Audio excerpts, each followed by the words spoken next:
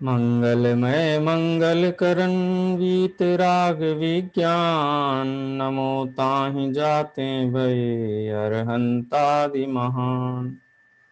करि मंगल करि हो महाग्रंथ करन के काज। याते मिले समाज सब पावे निज पद राज। इस भव तरु का मूल एक जानहु मिथ्या भाव। ताको कर निर्मूल अब करिए मोक्ष उपाय। मोक्षार्थ प्रकाशक के 7वें अध्याय में सम्यक्त सन्मुख मिथ्या दृष्टि जीव का स्वरूप अपना चल रहा था और वो स्वरूप 265वें नंबर पेज पर पूरा हुआ। अब प्रश्न ये है कि यदि जीव सम्यक्त से भ्रष्ट हो जाए तो उस जीव की क्या स्थिति होती है। ये प्रकरण के ऊपर एक पैराग्राफ जो अपना था 265 नंबर पेज पर, इसकी चर्चा हुई थी। इसी चर्चा को एक बार फिर से इस पैराग्राफ को पढ़ते हैं और उसके बाद आगे बढ़ेंगे। ये प्रश्न उठाया था कि परीक्षा करके तत्व श्रद्धान किया था तो फिर तत्व श्रद्धान का अभाव कैसे हो गया, उसका स्पष्टीकरण पंडित जी साहब ने दिया। अनेक कारण गिनाए और निष्कर्ष में ये कहा कि किसी जीव को अंतरंग में मिथ्यात्व का उदय हो जाता है तो उसको इस जाति की मिथ्यात्व रूप अवस्था हो जाती है, ठीक है, और उसके अभाव होने पर सम्यक्त रूप अवस्था हो जाती है। निमित्त की अपेक्षा से ज्ञान कराया, क्योंकि अंतरंग निमित्त एक असद्भुत व्यवहार ने से ये उत्तर देता है, क्योंकि जीव के परिणामों को तो या तो वो जीव स्वयं जाने या सर्वज्ञ भगवान के ज्ञान में झलके, तो इसलिए निमित्त सापेक्ष कथन यहाँ पे किया था। अब जो जीव सम्यक्त से भ्रष्ट हुआ है, क्या वह अपना सम्यक्त ले सकता है? यदि वो मिथ्यात्व अवस्था में रहता है तो उसे क्या कहेंगे, इत्यादि प्रश्नों के उत्तर इस पैराग्राफ में है। इस प्रकार जो सम्यक्त से भ्रष्ट हो उसे सादी मिथ्या दृष्टि कहते हैं। उसके भी पुनः सम्यक्त की प्राप्ति में पूर्वोक्त 5 लब्धियां होती हैं, ठीक है। विशेष इतना कि यहाँ किसी जीव के दर्शन मोह की 3 प्रकृतियों की सत्ता होती है, सो तीनों का उपशम करके प्रथमोपशम सम्यक्ति होता है। अनादि मिथ्या दृष्टि को एक ही होता है, मिथ्यात्व दर्शन मोहनी एक प्रकृति का ही उपशम करता है, लेकिन सादी मिथ्या दृष्टि जीव के संबंध में स्थिति ऐसी नहीं है, एक भी हो सकती है, 3 भी हो सकती है। तो यदि एक है तो एक का उपशम करेगा, 3 है तो तीनों का उपशम करेगा, वो सिंपल लॉजिक है और प्रक्रिया वही रहेगी जो पहले चर्चा की जा चुकी है। अथवा किसी के सम्यक्त मोहनी का उदय आता है, 2 प्रकृतियों का उदय नहीं होता, वह क्षोपसम सम्यक्त भी होता है, ठीक है। तो किसी जीव को सम्यक प्रकृति, सम्यक्त मोहनी कहो, सम्यक प्रकृति कहो, हम सम्यक प्रकृति शब्द से तो बहुत परिचित हैं, लेकिन जब सम्यक्त मोहनी कहा जाता है, अगर अपन इनके पूरे पूरे नाम रखें तो मिथ्यात्व मोहनी, सम्यक मिथ्यात्व मोहनी और सम्यक्त मोहनी। तो सम्यक्त मोहनी का जहां पे उदय हो वहां पर क्षयोपशम सम्यक्त होता है, या वेदक सम्यक्त भी इसका एक नाम है, वो नाम भी आगे आया था, पर्यायवाची है, उनमें कोई अंतर नहीं है।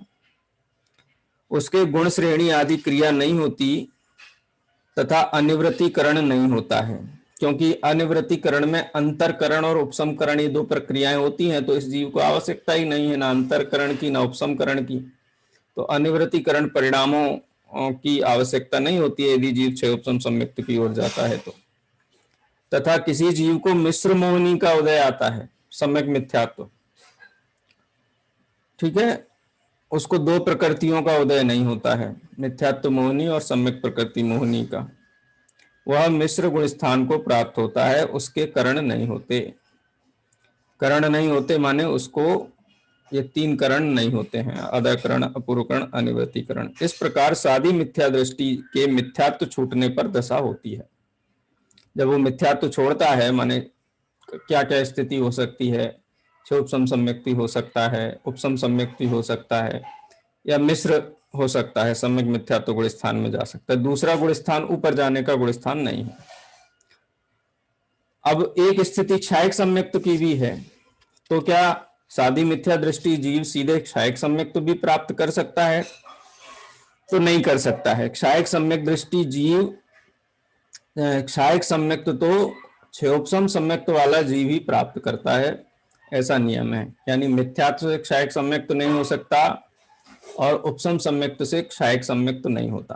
भेदक सम्यक्त से या क्षयोपम सम्यक्त से ही क्षायक सम्यक्त होता है। से होता है का मतलब वो कारण कार्य संबंध नहीं है, माने उसका अभाव होने पर होता है, ऐसा आगे पीछे की पर्यायों का क्रम है, इसलिए उसका कथन यहां नहीं किया है। इस प्रकार सादी मिथ्या दृष्टि का जघन्य तो मध्यम अंतर मुहूर्त मात्र, माने अगर कोई जीव उपसम सम्यक्त के बाद मिथ्या दृष्टि हुआ या क्षयोपम सम्यक्त के बाद मिथ्या दृष्टि हुआ तो मध्यम अंतर मुहूर्त काल के बाद पुनः सम्यक्त धारण कर सकता है।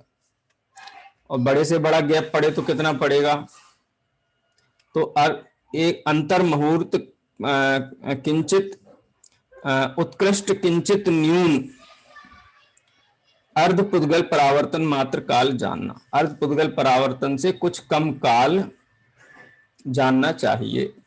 अर्ध पुद्गल परावर्तन से कुछ कम का क्या पैमाना है, तो कुछ कम माने अर्ध पुद्गल परावर्तन तक जीव संसार में रहता है, लेकिन सम्यक्त तो उससे कुछ समय पूर्व ही प्राप्त करेगा। तो ऐसे अर्ध पुद्गल परावर्तन उत्कृष्ट अंतर काल है, इसको अंतर काल भी बोलते हैं। कितना अंतर पड़ता है एक बार सम्यक्त प्राप्त करके पुनः सम्यक्त प्राप्त करने में, तो कम से कम अंतर, मध्यम जाति का अंतर मुहूर्त और अधिक से अधिक अंतर पड़ेगा तो कुछ समय कम अर्धपुद्गल परावर्तन का। इस प्रकार से पैराग्राफ में जीव यदि सम्यक्त से भ्रष्ट हो जाए तो उस जीव की क्या क्या स्थितियां बन सकती हैं, उन स्थितियों की चर्चा की गई है। अब पंडित जी साहब इसमें से एक बहुत उत्कृष्ट शिक्षा, एक बहुत सुंदर संदेश कहो, एक प्रेरणा कहो, वो इन विश्लेषणों में से निकालते हैं। देखो परिणामों की विचित्रता। कोई जीव तो 11वें गुण स्थान में यथाख्यात चारित्र प्राप्त करके पुनः मिथ्या दृष्टि होकर किंचित न्यून अद्र पुद्गल परावर्तन काल पर्यंत संसार में रुलता है। यानी उपसम सम्यक्त के बाद कोई जीव ऐसा है जिसने किया पुरुषार्थ उस जाति का और सीधा पहले गुण स्थान से सीधा वो उपसम सम्यक्त प्राप्त करता हुआ उपसम श्रेणी मान करके यथाख्यात चारित्र धारण करे, 11वें गुण स्थान तक जाए और 11वें गुण स्थान से वहां से भ्रष्ट होकर के गिरता हुआ वापस पहले गुण स्थान में आ जाए और उसके बाद अर्धपुद्गल परावर्तन काल संसार में भी भ्रमण करे और कोई नित्य निगोद से निकलकर मनुष्य होकर मिथ्यात्व छूटने के पश्चात अंतर मुहूर्त में केवल ज्ञान प्राप्त करता है। माने कोई जीव ऐसा भी है एक बार पहली बार वहां से निकला है और उग्र पुरुषार्थ के बल से वो जीव पहली बार ही सम्यक्त लेता है, क्षायक सम्यक्त क्षयोपम सम्यक्त रूप होता है उपसम से, और फिर क्षायक सम्यक्त रूप होकर के क्षायक श्रेणी मान करके और सिद्धालय चला जाता है। तो इसमें क्या कहा जाए, तो कहते परिणामों की विचित्रता है। किसी जीव के परिणाम कितने विचित्र जाति के हो सकते हैं, इसी से उसका अनुमान लगाया जा सकता है। तो हमें इसमें क्या सीखना है, क्या शिक्षा लेनी चाहिए, तो कहते पंडित जी साहब, ऐसा जानकर अपने परिणाम बिगाड़ने का भय रखना। हमारे परिणाम बिगड़ करके क्या स्थिति हो सकती है, जब यथाख्यात चारित्र प्राप्त करने के बाद भी परिणाम बिगड़ने पर एक इंद्रिय आदि गति में जा सकते हैं, तो फिर हम तो किस जाति के हैं, हमारी क्या अभी स्थिति है। तो इसलिए परिणाम बिगाड़ने का भय रखना और सुधारने का उपाय करना, प्रति समय तत्व चिंतन की धारा के बल से अपने परिणामों को टिकाए रखना, ये शिक्षा पंडित जी साहब यहाँ देते हैं।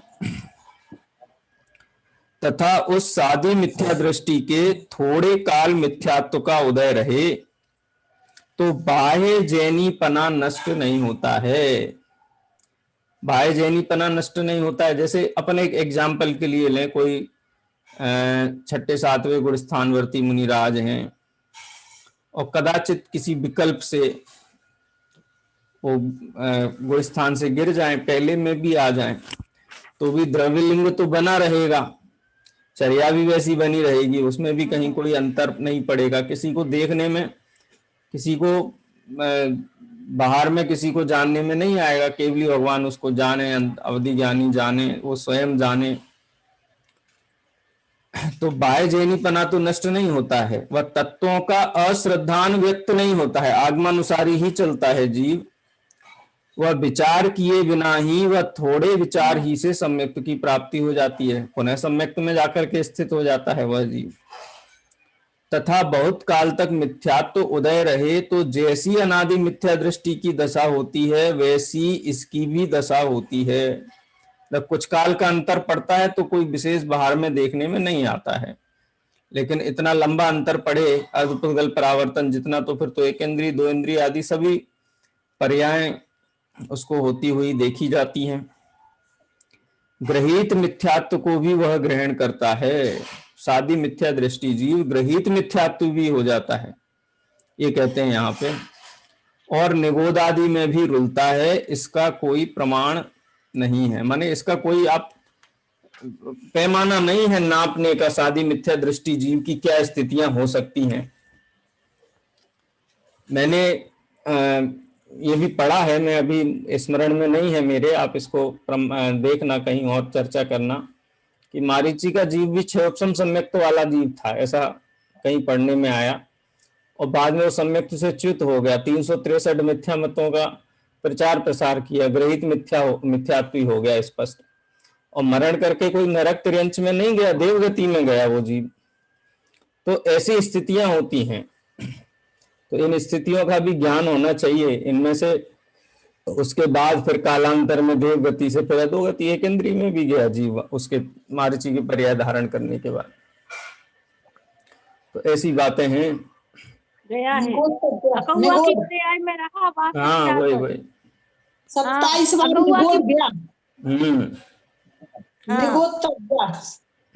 वो क्षयोपम सम्यक्त वाली बात के लिए मैंने कहा था, मारीची का जीव क्षयोपम सम्यक्ति होकर के उसके बाद ग्रहित मिथ्यात्व का भी प्रचार प्रसार किया।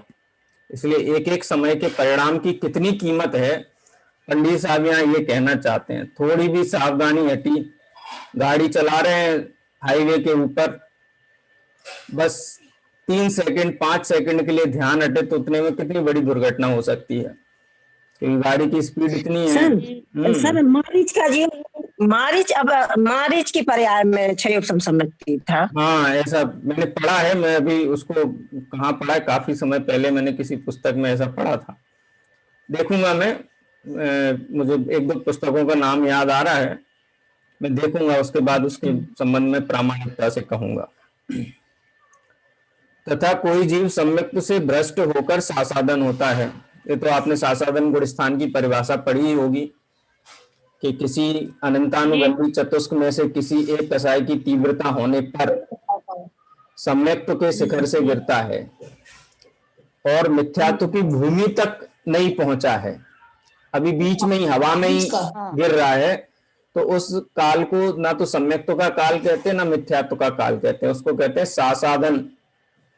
ठीक है, सासादन गुणस्थान है। अब इसको सासादन क्यों कहते हैं? आसादना का मतलब होता है विराधना, विराधना सहित, तो सासादन सम्यक्त तो कहते हैं, यानी सम्यक्त की विराधना कर दी जीव ने परिणाम बिगाड़ करके, तो उसको मिथ्यात्व होने के पूर्व तक और सम्यक्त से च्युत होने के बाद ये बीच का जो काल है अंतर मुहूर्त का, उसको आसाधना सहित सम्यक्त वाला सासाधन सम्यक्त कहते हैं। और वहां जगन्य एक समय उत्कृष्ट 6 आवली प्रमाण काल रहता है। ठीक है, उसके परिणाम की दशा वचन द्वारा कहने में नहीं आती, सूक्ष्म काल मात्र किसी जाति के केवल ज्ञान गम्य परिणाम होते हैं, क्योंकि 1 सेकंड में भी असंख्यात आवलियां हो जाती हैं। आप सेकंड के संबंध में भी विचार हम कहाँ कर पाते, सूक्ष्मता से विचार करते तब तक तो कितने सेकंड निकल जाते हैं। मिथ्यात्व का उदय नहीं होता, वो कहा ना कि सम्यक्त के शिखर से गिरा और मिथ्यात्व की भूमि पर गिरा नहीं, अभी बीच में हवा में ही कुछ काल रहता है ना। कोई 10 मंजिल की बिल्डिंग से कूदे या 1 मंजिल से भी कूदे, तो कूदने और जमीन के पर पहुंचने में के बीच का जो काल होता है, उस समय वो मिथ्यात्व तो नहीं हुआ है, लेकिन सम्यक्त भी नहीं रहा है, लेकिन उसने असाधना तो करी थी, अपने जीवन को तो दांव पे लगा ही दिया है, निश्चित रूप से मरण होने वाला है, नीचे गिरेगा, हाथ पैर टूटेंगे, क्षति होगी, सुरक्षित रहने वाला तो नहीं है। ये गिरने का गुण स्थान है, क्योंकि सम्यक्त से भ्रष्ट हुए जीव की एक स्थिति ये भी होती है, उसका ज्ञान यहाँ पे कराया।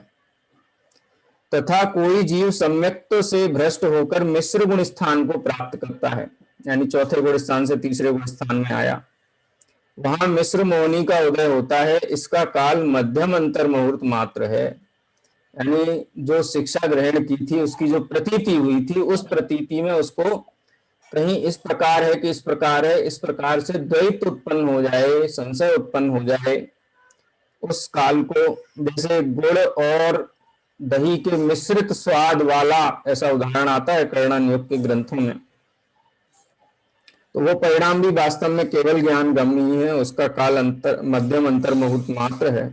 सो इसका भी काल थोड़ा है, इसलिए इसके भी परिणाम केवल ज्ञान गम्य है।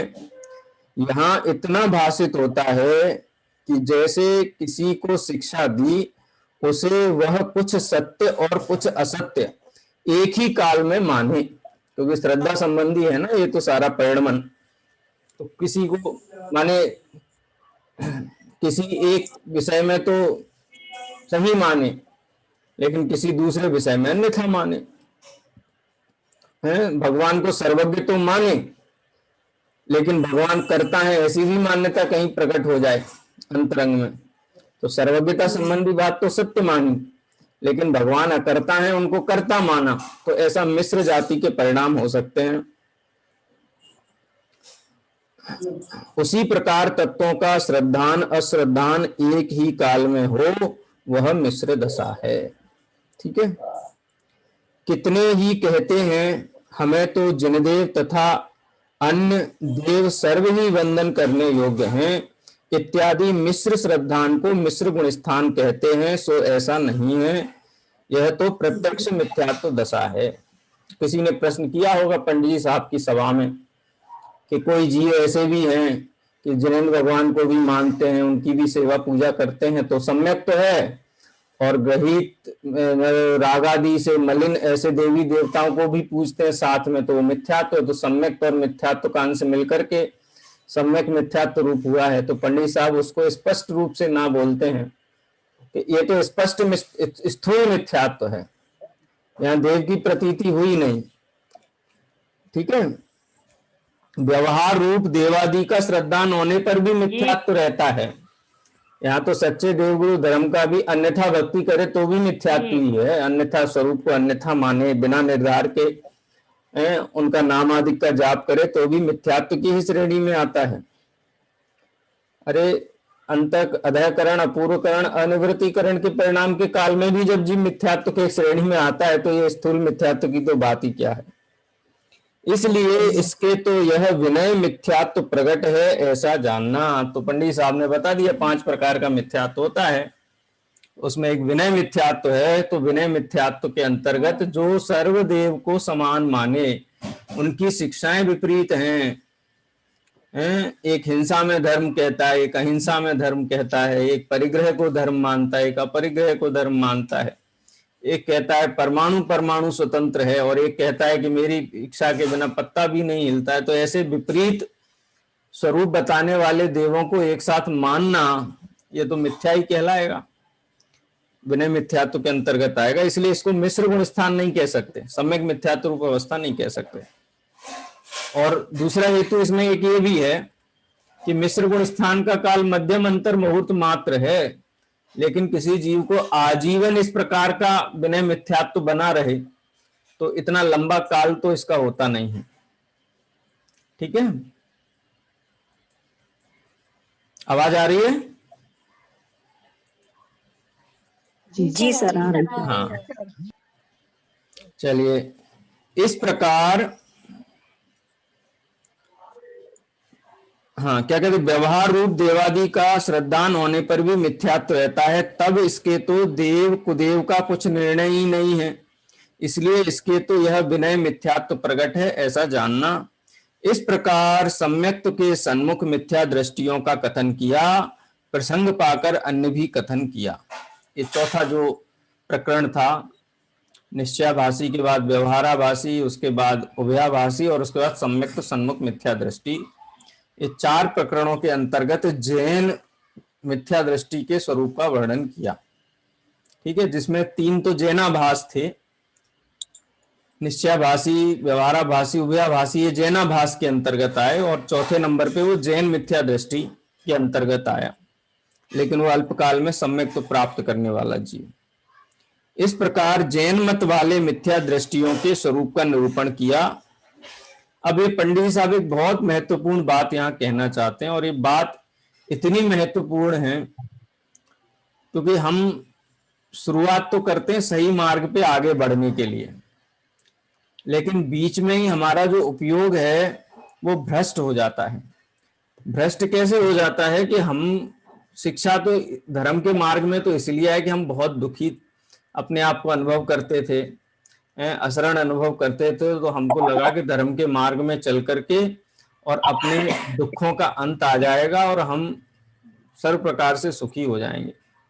लेकिन धर्म पढ़ा तो मेहनतपना धारण कर लिया, हम सब जानते हैं, हम विशेष हैं, हमारा जीवन अच्छा है, दूसरों को देखो कुछ भी नहीं आता है, आत्मा क्या है खबर नहीं है, पानी छानना नहीं आता है, क्या खाना चाहिए नहीं खाना चाहिए, अन्याय अनीति अवक्ष का विचार नहीं, ऐसा सारे दुनिया का बोझा अपने माथे लेकर के और दुखी हो जाता है। पंडित साहब कहते हैं कि धर्मात्मा जीव ये बोझा कभी माथे लेता नहीं। बड़े बड़े मंचों से घोषणा करते हैं ना कि हमने तो इसलिए घर छोड़ा कि हम दुनिया का कल्याण कर सकें। ये बात जैन दर्शन के विरुद्ध बात है एकदम। आदिनाथ भगवान ने घर इसलिए छोड़ा था कि दुनिया का कल्याण कर सकें। यदि दुनिया के कल्याण के लिए मार्ग घर छोड़ा था तो 1 वर्ष तक जो उनके साथ में दीक्षित जो राजा लोग थे तो उनको वो स्थिर करते ना कि हमने इसलिए लिया था और तुम लोग सब भ्रष्ट कर रहे हो। बोले ही नहीं वो तो, किसी से एक शब्द नहीं बोले, दृष्टि नहीं उठा करके देखा, जिसको सब कण कण की स्वतंत्रता मानो कि उनके जीवन से झलक रही हो, ऐसा तो उनका जीवन था। तो पंडित साहब इस बात के लिए सावधान करते हैं कि इस मार्ग में आद हिदम कादव्यम पर हिदम च कादव्यम, आद हिदम सुट्ठु कादव्यम, माने आत्महित करना चाहिए, ये जिन मार्ग है। परहित भी करना चाहिए, लेकिन आद हिदम सुट्ठु कादव्यम, भली भांति तो आत्महित ही करने योग्य है। परहित का विकल्प अधोगति में ले जाने वाला होता है। जो आत्महित के मार्ग में लगे हैं उनके निमित्त से सहज ही परहित होता है। उसके लिए उनको कोई बहुत काय क्लेश और बहुत ज्यादा अपने मन में संकल्प विकल्प की आवश्यकता नहीं होती है। सहज आत्महित करते हुए अन्य जीवों के भी हित में वो निमित्त बनते हैं, लेकिन आत्महित ही सर्वोपरि होता है। देखो क्या कहते हैं, यहां नाना प्रकार के मिथ्या दृष्टियों का कथन किया है। उसका प्रयोजन यह जानना कि उन प्रकारों को पहचान कर अपने में ऐसा दोष हो तो उसे दूर करके सम्यक श्रद्धानी होना। इसका श्रद्धान सुधारना है, स्वयं का कि अन्य का? तो कहते हैं कि स्वयं का श्रद्धान सुधारने के लिए चर्चा की है, दूसरे का श्रद्धान सुधरे तो सुधरे, ना सुधरे तो ना सुधरे, लेकिन ये चर्चा तो अपना श्रद्धान सुधारने के लिए की गई है। पंडित साहब ये कहते हैं यहाँ पे कि किसी दूसरे के दोष बताने के लिए चर्चा नहीं है। देखो, उसका प्रयोजन यह जानना कि उन प्रकारों को पहचान करके, प्रकार कितने प्रकार के पंडित साहब ने सूक्ष्मता से चर्चा की। निश्चयाभासी के प्रवृत्तियां, उसके चिंतन विचार, व्यवहाराभासी के संकल्प विकल्प, उभयाभासी की मान्यताएं, कितनी चर्चा की। और सम्यक तो सन्मुख में भी क्षण क्षण सावधान करते रहे कि तद्रूप होकर के तत्व विचार करना है, तत्व विचार तद्रूप होकर के तत्व विचार करना, यही बुद्धि पूर्वक उद्यम है। बाकी इसके अलावा कुछ भी कर्तव्य नहीं है। कर्म में क्या हो रहा है उसके लिए कोई कर्म दहन विधान किया जाए है और उससे कर्मों का दहन हो जाएगा, कुछ नहीं। एक तद्रूप होकर के तत्व विचार करना, वस्तु के यथार्थ स्वरूप का चिंतन मनन करना, यही एक करने योग्य कार्य है, बाकी तो सहज होता है। तो उन प्रकारों को पहचान कर अपने में ऐसा दोष हो तो उसे दूर करके सम्यक श्रद्धानी होना, यथार्थ श्रद्धानी होना। औरों के ही ऐसे दोष देख देख कर कसाई नहीं होना, क्योंकि अपना भला बुरा तो अपने परिणामों से है। सारी दुनिया जैन बन जाएगी, इससे अपने को मोक्ष जाने में कितनी मदद मिलेगी? अड़ोस पड़ोस के 20-50 जीव सम्यक दर्शन प्राप्त कर लें तो उससे अपने सम्यक दर्शन में क्या मदद मिलेगी? कोई मदद नहीं। हाँ, इतना संकल्प विकल्प नहीं करना। काल देखो, भगवान के ज्ञान में तो बिल्कुल ये जो काल व्यवस्था है, कल्प कालों की उत्सर्पणी अवसर्पणी कितनी स्पष्ट शब्दों में आई हुई है। और फिर हम दुखी होते हैं कि देखो कैसा समय आ गया है। ठीक है, भूमिका अनुसार विकल्प आते हैं, लेकिन वो विकल्प लंबाने योग्य नहीं है, क्योंकि काल विषम है। धर्म का लोप होगा, यथार्थ धर्म का पुण्य का गीत गाएंगे लोग गड़धर की गद्दी पे बैठ करके, हिंसा को, आरंभ को डिफेंड करेंगे, क्योंकि काल दोष है। तो क्या करें हम? उस काल दोष को देख करके संकल्प विकल्प करें, विरोध करें, काला झंडा उठाएं, किसी के साथ वाद विवाद करें, शब्द अपशब्द कहें, कोई आवश्यकता नहीं है। ये तो अपने आत्म कल्याण का मार्ग है, वही करना। और यदि कोई जीव आपको देखे कि ये जीव इतना सुखी और संतुष्ट है, तो वो देख करके स्वतः प्रेरित होकर के उस मार्ग में लगेगा। कहने की भी जरूरत नहीं पड़ेगी, मौखिक उपदेश की भी आवश्यकता नहीं पड़ेगी। भरत के कितने पुत्र थे? 32,000 पुत्र। उनको मौखिक उपदेश की भी आवश्यकता नहीं पड़ी, हैं? आत्म कल्याण के मार्ग में लग गए। 923 पुत्र। 923 पुत्र।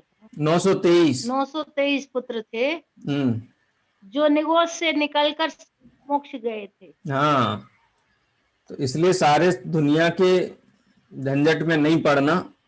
वो पंडित साहब यहाँ कह रहे हैं कि औरों के ही ऐसे दोष देख देख कर कसाई नहीं होना, क्योंकि अपना भला बुरा तो अपने परिणामों से है। औरों को तो रुचिवान देखे तो कुछ उपदेश देकर उनका भी भला करे। इतना है, क्योंकि हम जिस भूमिका में हैं, आचार्य भगवंतों ने भी शास्त्र लिखे, उपदेश दिया, प्रभावना की। तो कोई रुचिवंत जीव हो, भव्य जीव हो, अपना कल्याण हित चाहता हो, तो उसको उपदेश दे करके भला करना। इसलिए अपने परिणाम सुधरने का उपाय करना योग्य है। सर्व प्रकार के मिथ्यात्व भाव छोड़कर सम्यक दृष्टि होना योग्य है। परिणाम सुधारने पर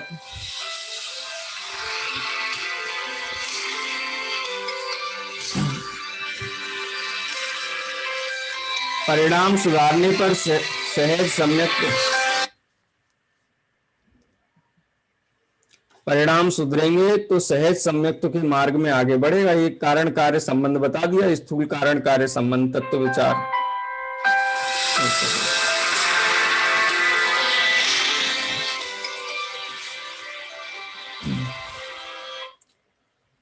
ठीक है, इसलिए अपने परिणाम सुधारने का उपाय करना योग्य है। सर्व प्रकार के मिथ्यात्व